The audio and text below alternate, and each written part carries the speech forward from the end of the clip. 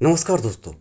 कहते हैं सूरज की रोशनी हर अंधेरे को मिटा देती है, पर कुछ जगहें ऐसी होती हैं जहां अंधेरा सदियों से डेरा डाले रहता है। ऐसा ही एक रहस्यमय गांव था, रुद्रवन। पिछले कई हफ्तों से यहां पर अजीबोगरीब घटनाएं हो रही थी। गांव के लोग रात के अंधेरे में गायब हो रहे थे। किसी ने कहा यह कोई खूंखार जानवर का काम है, तो किसी ने फुसफुसाते हुए बताया यह है एक आदमखोर चुड़ैल का काम।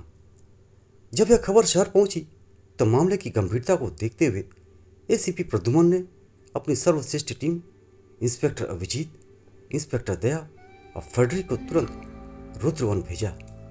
गांव पहुंचते ही सीआईडी की टीम को एक अजीब खामोशी महसूस हुई। हर तरफ डर का सन्नाटा पसरा हुआ था। पूछताछ के बाद उन्हें पता चला कि हर वारदात के पीछे एक पुरानी टूटी हुई हवेली है, जिसके पास एक सदियों पुराना पीपल का पेड़ है। गांव का मुखिया डरते हुए बोला, साहब उस हवेली की तरफ मत जाना, वो चुड़ैल किसी को भी नहीं सुनती। जो भी उधर गया लौट कर वापस नहीं आया। वो रात में इंसानों का खून पीकर अपनी ताकत बढ़ाती है। सीआईडी की टीम ने मुखिया की बात को अंधविश्वास मानकर रात के अंधेरे में हवेली की तरफ कदम बढ़ाया। हवेली के पास पहुंचते ही उन्हें हवा में एक तेज बदबू और एक औरत के रोने की डरावनी आवाज सुनाई दी। फेडरिक धीमी आवाज में बोल उठा, सर ये आवाज दिल दहला देने वाली है। दया बंदूक निकालते हुए बोले, आवाज कहीं से भी आए, हमारी ड्यूटी हमें यहीं लेकर आई है। अभिजीत तुम दरवाजे की जांच करो। अभिजीत टॉर्च दिखाते हुए बोला, दया दरवाजा अंदर से बंद है, दरवाजा तोड़ना पड़ेगा।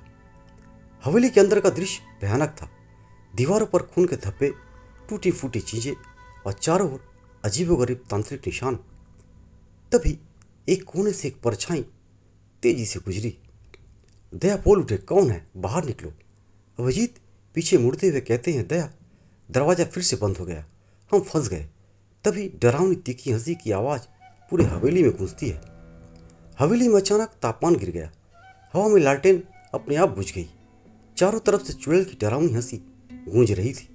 सीआईडी की टीम अपने होश संभालने से पहले ही उस आदमखोर चुड़ैल के जाल में बुरी तरह फंस चुकी थी। तभी एक खौफनाक गूंजती हुई चुड़ैल की आवाज आई, तुम लोग मेरे शिकार हो, तुम यहाँ मुझे पकड़ने आए हो, अब मैं तुम सबका खून पीऊंगी। इंस्पेक्टर अभिजीत गोली चलाते हुए बोले, रुको, पर गोली की आवाज उस चुड़ैल पर कोई असर नहीं डाल सकी। चुड़ैल की शक्ति तेजी से बढ़ रही थी। वह एक अदृश्य शक्ति के रूप में कभी अभिजीत के पास आती तो कभी फेडरिक के दीवारों को पटक देती। टीम मुश्किल में थी पर हार नहीं मानी। तभी फेडरिक ने हवेली के बीचों बीच रखे एक पुरातन ताबीज को देखा।